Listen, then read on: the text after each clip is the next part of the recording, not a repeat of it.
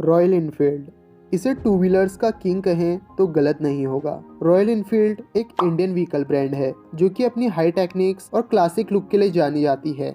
इसकी शुरुआत 1948 में हुई थी जब VH बाइक्स कंपनी ने इसे लाइसेंस के रिगार्डिंग तैयार किया था। आप में से 90% लोगों को यह लगता होगा कि बुलेट का ही दूसरा नाम रॉयल इनफील्ड है, लेकिन ऐसा बिल्कुल भी नहीं है। बुलेट रॉयल इनफील्ड का एक व्हीकल है जो कि रॉयल इनफील्ड की एक सबसे पॉपुलर बाइक है, वरना रॉयल इनफील्ड के कई सारे मॉडल्स मार्केट में मौजूद हैं, जैसे कि Royal Enfield Classic 350, Royal Enfield Himalayan, Royal Enfield Interceptor और रॉयल इनफील्ड बुलेट। लेकिन स्टार्टिंग से ही रॉयल इनफील्ड कंपनी इंडिया की नहीं थी, बल्कि इसको इनफील्ड साइकिल कंपनी ने 1901 में इंग्लैंड में स्टार्ट किया था और 1948 में इसे एक Indian motor bike company feature groups ने खरीद लिया। दरअसल रॉयल इनफील्ड इंडियन मार्केट में ओवरऑल 6.83% का मार्केट शेयर अपने नाम करती है। दोस्तों, रॉयल इनफील्ड की बुलेट बाइक इतनी स्ट्रॉन्ग और इतनी ओल्ड है कि इस बुलेट बाइक का यूज आर्मी के सोल्जर्स वर्ल्ड वॉर 2 में करते थे। वर्ल्ड वॉर तक तो ठीक था, बट वर्ल्ड वॉर एंड होने के बाद बुलेट के सेल्स कम होने लगे, जिसके लिए इनफील्ड साइकिल्स कंपनी ने कई सारी कोशिशें की, लेकिन फिर भी ये कंपनी काफी भारी लॉस में आई। फिर आता है ईयर 1947। जब हमारा देश आज़ाद हुआ था तो इंडियन गवर्नमेंट को इंडियन आर्मी के ट्रैवलिंग के लिए बाइक्स की रिक्वायरमेंट थी।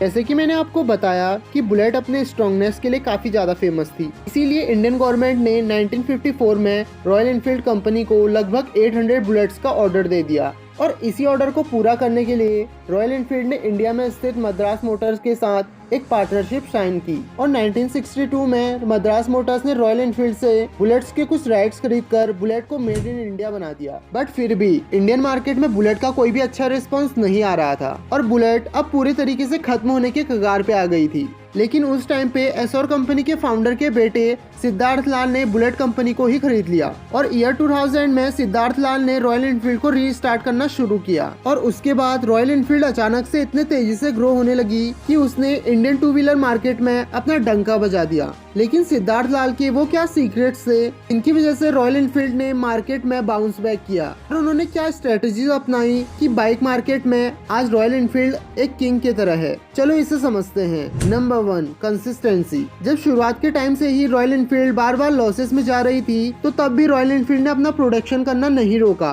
उसने अपने बाइक्स में नए नए चेंजेस को इम्प्लीमेंट किया, लेकिन कभी भी टाइम के साथ साथ उसकी वैल्यू को कम नहीं होने दिया। Number 2, style of royal Enfield. आप इस इमेज को देखिए, ये इमेज है ईयर 1904 की और ये इमेज है 1990 की। इन दोनों इमेजेस में रॉयल इनफील्ड की 60 से 70% बॉडी लगभग सेम ही है।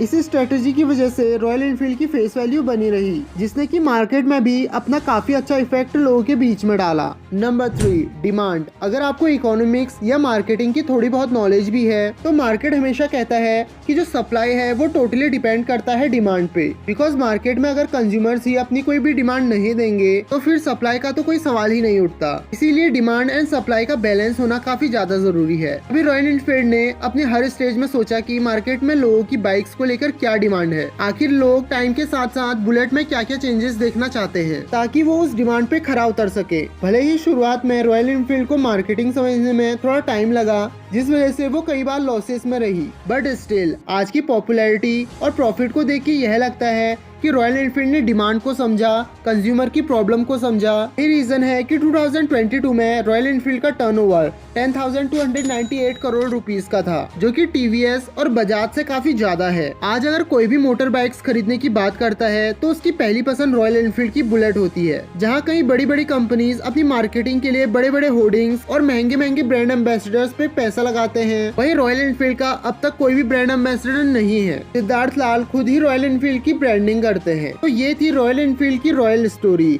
I hope you like it. If you like this video, so please don't forget to hit the subscribe button for another updates from this channel. If you want to know about how ChatGPT can kill Google, so click on this video. Until then, tata, goodbye and take care.